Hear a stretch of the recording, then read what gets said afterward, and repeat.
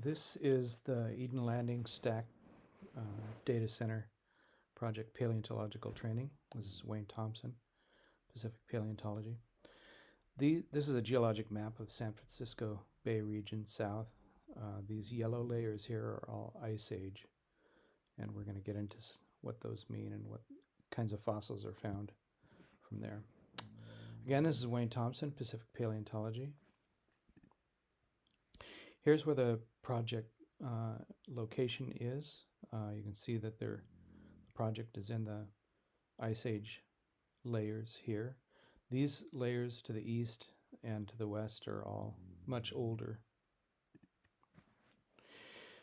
Here's another view showing that the project site is between Highway 92 and 880 there.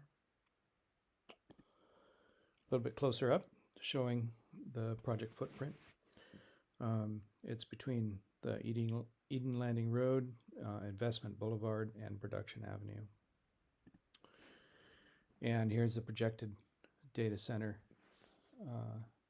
schematic. Okay, let's talk about some of the laws and regulations, ordinances protecting fossils. Project personnel have an obligation to protect and preserve scientifically and socially valuable paleontological resources. Violation of these laws presented above is subject to federal, state, and local felony and misdemeanor prosecution under these laws. And violation of these laws is punishable by civil and criminal felony and misdemeanor penalties, including fines and/or imprisonment, and could result in the revocation of project certification and shutdown of the project at the discretion of the appropriate lead agency. California has specific laws and regulations related to fossils. The California Public Resources Code says that no persons shall knowingly and willfully excavate upon or remove, destroy, injure, or deface any prehistoric or vertebrate paleontological site or any other paleontological feature situated on public lands, except with the express permission of the public agency having jurisdiction over such lands, and violation of this section is a misdemeanor. California Environmental Quality Act is the specific regulation that is managing this particular project, and it states that paleontological resources are expressly afforded protection by CEQA. Under CEQA, the treatment of paleontological resources is conducted in accordance with the guidance from the Society of Vertebrate Paleontology. The 2009 Omnibus Public Lands Act officially recognized the scientific importance of paleontological resources on federal lands by declaring that fossils from these lands are federal property and must be preserved and protected. And the National Environmental Protection Act was the foundation for the creation in 2022 of the Paleontological Resources Protection Act. The NEPA is required for any project which involves federal lands, any federal funding or permitting. And NEPA outlines the protections to preserve important historical, cultural, or natural aspects of our national heritage. The Paleontological Resource Protection Act is based on the foundation of NEPA, as mentioned, and guidance under its umbrella. Paleontological resources are afforded protections as standard practice where there is a possible impact. The Hayward General Plan 2040 has policy NR Natural Resources 7.1, which states that paleontological resources are afforded protection. The city shall prohibit any new public or private development that damages or destroys a prehistorically significant fossil. And Natural Resources Policy 7.2 states that paleontological resource mitigation is required, and that the city shall develop or ensure compliance with protocols that protect or mitigate impacts to paleontological resources, including requiring grading and construction projects to cease activity when paleontological resources are discovered so it can be safely removed. Well, here's a little bit closer up view of the geological layers at the project site. These yellow layers, remember from our original slide, are Ice Age. This one right here is Holocene alluvial fan deposits. Holocene is the age right before the Ice Age. These surface layers do not have fossils in them. A QHSB is basin deposits, again, too young for fossils, and these floodplain deposits as well, too young for fossils. But underneath, that's a different story. Underneath those layers, here's all the layers at the surface that we saw in the previous slide. Once grading starts, there is a chance of finding these layers underneath here. And I've highlighted a couple of these that have been known to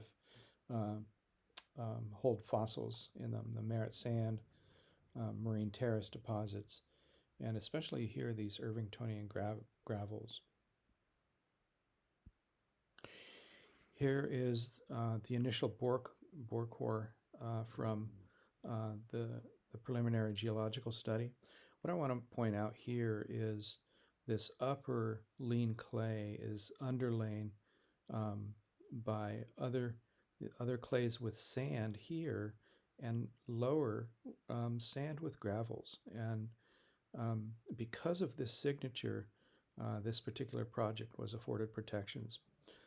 This signature is consistent with many other projects in the South Bay area that have produced Ice Age fossils, significant Ice Age fossils.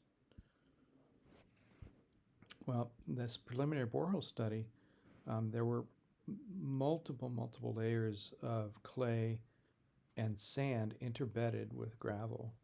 And the upper parts of these layers have been mapped as very young deposits and are not fossiliferous. But the deeper layers are the older alluvial fan deposits, the older bay mud, and especially this older bay mud consists of these Ice Age fossiliferous clays, fine sands, and gravels. The Old Bay mud geological layer has been known to have fossils of diatoms and other plankton, as well as Ice Age megamammals such as mammoths, mastodons, tapirs, horses, rhinos, bison, giant ground sloths, camels, tortoises, and birds from the South Bay. This geological layer is from the Sangamonian interglacial period. So the Ice Age is, if you look closer at it, it consists of times when there were warm periods as well as times when there were cold periods. And that's when this layer was deposited, when there was a warm layer during the last Ice Age, or a warm segment. It's about 100,000 to 130,000 years old. And in many instances, this deeper, older bay clay layer can be found at the surface due to bed thickness and uneven erosion. And so that's most likely what we have in this particular situation. And here's the reason why they can be found at the surface: this uneven thickness of the layer, and the fact that it is not flat. When you look at the surface of it, it's undulating. And so those older layers can sometimes be found quite near to the surface. Well, let's talk about some of the fossils you might see. I'm going to show you photos of some of these creatures. Again, this was the Ice Age. Here are the specific fossils that are found nearby to the project in Hayward area.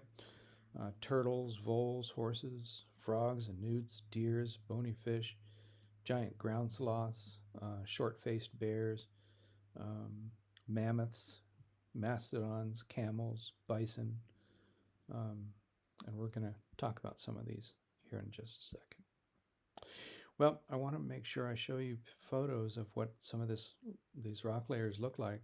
This is the boulder clay layer. This is what it looks like in color and texture. Pay special attention to this, because if you encounter this kind of a rock layer, you'll want to pay special attention because it might have some of these Ice Age giant mammals in it. And I want to also show this photo because it shows what the inner porous structure of the bone looks like. 99% of the time when these bones are hit by a big earth-moving equipment, they're not going to look all pretty. They look broken up and fragmental, such as this piece right here. So I want to make sure you see what that looks like. Here's more fragments. Again, they're not going to look most likely whole, but all broken up. Here's fossil horse that is found nearby. These are teeth here, and these are leg bones here.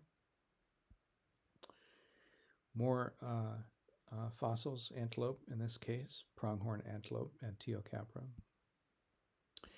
Here's some fossils found in Fremont that are Ice Age in nature. These are carnivores, foxes. Here is remains of giant short-faced bear that are found in Hayward. These bears were quite a bit larger than grizzly bears of today, probably approaching the size of a polar bear. So they're quite giant. Speaking of giant, we have Columbian mammoths that are found nearby. Mammoth bones are one of the most common aspects of these Ice Age faunas because they were grazers. They lived on grasses, and so they were more common than other creatures that lived on lower food pyramid levels. This is Columbian mammoth again, Herd, beautiful reconstruction painted by Mark Markison. Well, here's what Columbian mammoth teeth look like. They're fairly unique. If you see something like this, this is important. And so this tooth right here is about 1.5 feet long. So these are fairly large, about the length of a man's lower arm. Here's what a mammoth tusk looks like after it's been rolled over by a giant earth-moving piece of equipment. It's not going to look pretty. The inner layers are usually light colored. The outer layers are dark. Here's a close-up view of what those tusks look like.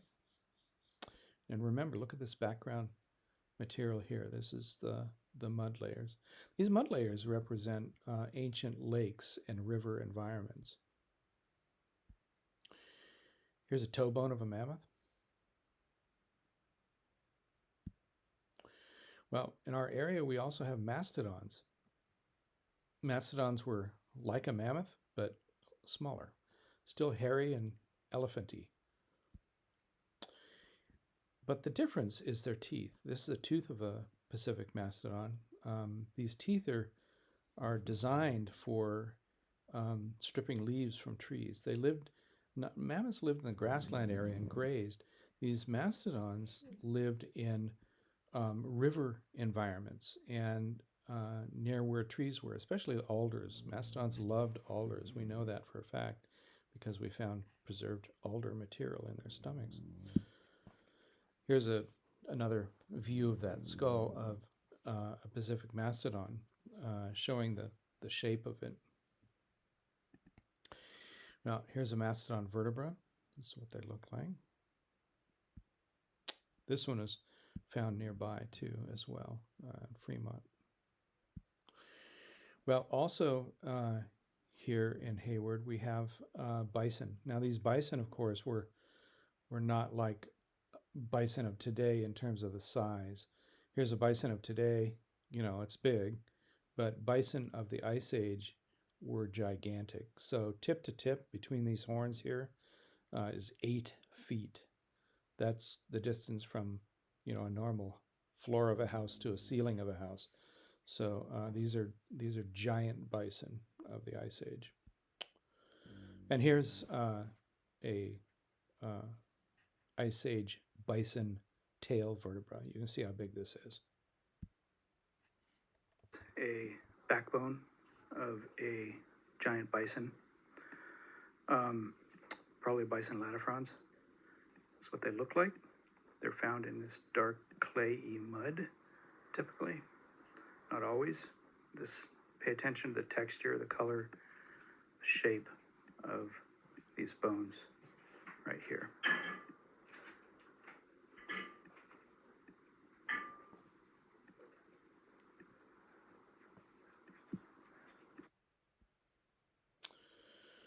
And here's some bison leg bones and molars showing what they look like.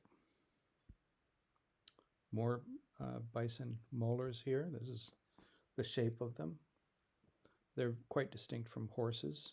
Horses are a whole different group. Here's a close-up of bison molar. This is the lower left, second, and third molars of a giant bison. These are similar to the ones that are found in Hayward. These weren't found in Hayward, but same species. This is the grinding surface up here. You can tell these are bison because of this little column here, and not a horse. So horses don't have those. So this is what bison molars look like in 3D. Just give you a sense for that. Also in the area, we have giant ground sloths, extinct giant ground sloths.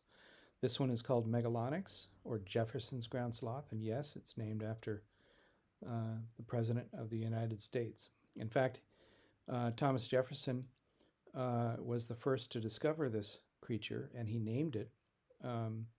And it's named in honor of him later, but he brought the bones of this creature that he found to accept the presidency when he was doing that. So that's a little known cool fact. The other giant ground sloth that we have in our area is this one right here, Paramylodon. And this is Paramylodon harlani, named after a famous paleontologist as well, back in the 1700s. And this one is, in terms of the size of ground sloths, these are the smaller ones. The bigger ones here, Megatherium, are quite gigantic. These are burrowers. They made burrows and up to 8 feet in diameter. Not your typical mole. There's a skeleton of one of these Harlan's ground sloths. Well, we also know that these ground sloths were found all over the Bay Area. And this is the lower arm bone of a ground sloth. This is the upper surface of it. And these ridges right here would be where muscles would attach to move the arm, or to move the lower arm, to supinate and pronate it, meaning to turn the palm up and to turn the palm down. And there on the right, you can see the end of it that attached to the upper arm bone. And there on the left is where it attached to the hand. This is the lower surface of that arm bone, showing all the areas for muscle attachments.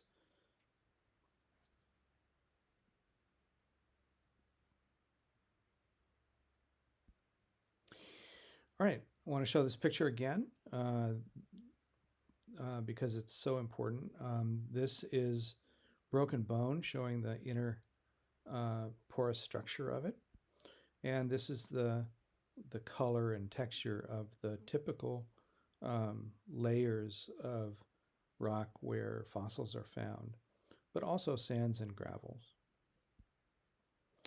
All right, what do you do if you find a suspected fossil during construction? Halt construction within 50 feet of any potential fossil find and notify your supervisor, project manager, and project paleontologist, Wayne Thompson. I'll come up, I'll evaluate its significance. Failure to report suspected fossils is a violation of federal, state, and/or local regulations and is punishable by civil, criminal, and felony misdemeanor penalties, including fines and/or imprisonment. Here's contact information in case you discover a protected fossil resource. There's my phone number there and a QR code. So halt all work within a 50-foot buffer. You don't have to rope it off, but immediately contact the site supervisor and they will contact me. Don't try to move or relocate the specimen. If the specimen is moved or relocated, information will be lost. Just leave it in position. Breakage might also occur as well if it's potentially moved. Okay, this has been a presentation by Pacific Paleontology, Wayne Thompson, Santa Cruz, and Monterey. Over and out for now.